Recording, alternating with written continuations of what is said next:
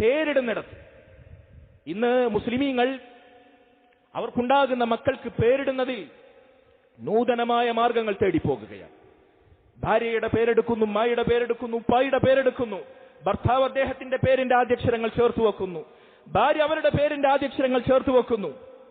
ഇംഗ്ലീഷിലുള്ള alphabets ആ ഓർഡറിൽ ക്രമീകരിച്ച് എന്നിട്ട് ഗൂഗിളിൽ സെർച്ച് ചെയ്യുന്നു. എന്നിട്ട് കിട്ടുന്ന കടിച്ചാ പൊട്ടാത്ത ഏതോ വാക്ക് അതിനർത്ഥമുണ്ടോ, എന്താണ് അതിന്റെ അടിസ്ഥാനമൊന്നുമില്ല. അങ്ങനെ തോന്നിയ പേരിടുന്നു. ആരും കേൾക്കാത്ത കടിച്ചാ പൊട്ടാത്ത പേരാകണം, എവിടെ ഇല്ലാത്ത പേരാകണം.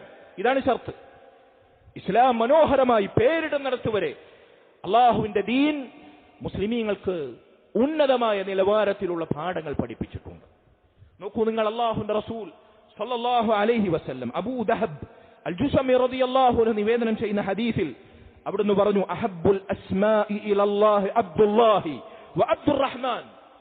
അള്ളാഹുവിന് പേരുകളിൽ ഏറ്റവും ഇഷ്ടമുള്ള പേരുകൾ അബ്ദുല്ലാ, അള്ളാഹുവിന്റെ അടിമ, റഹ്മാനായ റബ്ബിന്റെ അടിമ. അതിനേക്കാൾ ഉന്നതമായൊരു പദവി മരിക്കുവോളം ഒരു മുസ്ലിമിന് ഈ ഹലോകത്ത് കൈവരിക്കാൻ സാധിക്കും. അള്ളാഹുവിന്റെ അടിമ. ഏതാണ് ആ പദവി? ഏതാണ് ഔന്നിത്യം? അവനൊരു മനുഷ്യന്റെയും അടിമയല്ല, അവനൊരു പ്രത്യയ ശാസ്ത്രത്തിന്റെയും അടിമയല്ല, അവനവന്റെ തന്നിഷ്ടത്തിന്റെ അടിമയല്ല, തോന്നിവാസങ്ങൾ അടിമയല്ല, ആൾ ദൈവങ്ങളുടെ അടിമയല്ല, മരിച്ചുപോയവരുടെ അടിമയല്ല, തങ്ങന്മാരുടെ ബീവിമാരുടെ ഹോജമാരുടെ ബാബമാരുടെ ഒരാളുടെയും അടിമയല്ല, ഒരു പടപ്പിന്റെയും അടിമയല്ല, കല്ലിന്റെ വിഗ്രഹത്തിന്റെ മുള്ളിന്റെ മൺകൂനയുടെ ഖബറിടങ്ങളുടെ മഖബറുകളുടെ ഒരാളുടെയും അടിമയല്ല. ആകാശഭൂമികളുടെ റബ്ബായ അള്ളാഹുവിന്റെ മാത്രം അടിമ.